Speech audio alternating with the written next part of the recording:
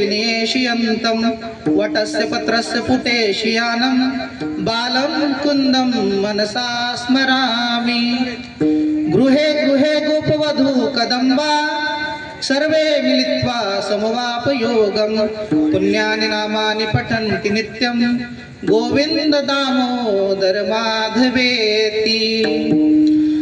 कर्पूरगौरं करुणावतारं संसारसारं भुजगेन्द्रहारं सदा वसन्तं हृदयारविन्दे भवं भवामि सहितं नमामि।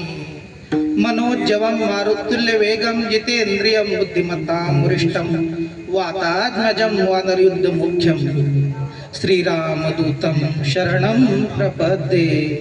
श्रीरामदूतं शरणं प्रपद्ये। आपदां परतारं दातारं सर्वसंपदां लोकाभिराम श्रीराम भूयो नमाम्यहं रामाय रामभद्र रामचंद्रमान श्रीगुणाथाय नाथाय सीताय नमः।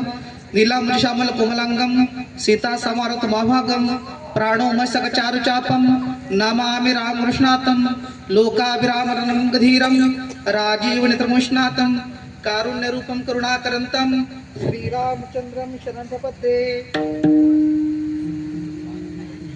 प्रस्तुत माझ्या पहिल्या कीर्तन सेवेसाठी मी अभंग निवडलेला आहे संत तुकाराम महाराज वैराग्यमूर्ती जगद्गुरु संत तुकाराम महाराज यांचा।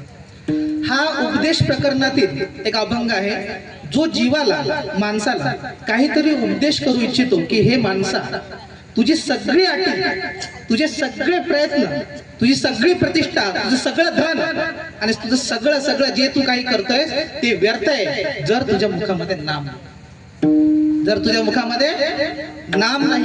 नामापरते साधन नाही रे अन्यथा वाया अनेक पंथा जाशील। जर नामाचं साधन जर तुझ्याकडे नसेल तर तुझं जीवन व्यर्थ आहे असं संत तुकाराम महाराज या प्रस्तुत अभंगामध्ये सांगतायत की अवघी मिथ्या आटी राम नाही जव कंठी सावधान सावधान उगवी संकल्पी हे मन। तुझं हे जे मन आहे हे सतत काही ना काही संकल्प करत असते काही चांगले काही वाईट आणि या संकल्पनांच्या मागे धावता धावता तुझं जे आयुष्य आहे ते व्यर्थ जात आहे आणि मग एक दिवस काळ सांडेले जे मांडे आग्रह उरला काळ दंडे काळ म्हणजे मृत्यू तुझ्या दारात येऊन उभा राहतो आणि तेव्हा तू खूप रडतोस आणि तू यासाठी नाही रडत मृत्यू आला तू यासाठी रडतोस कारण जीवन व्यर्थ गेलं।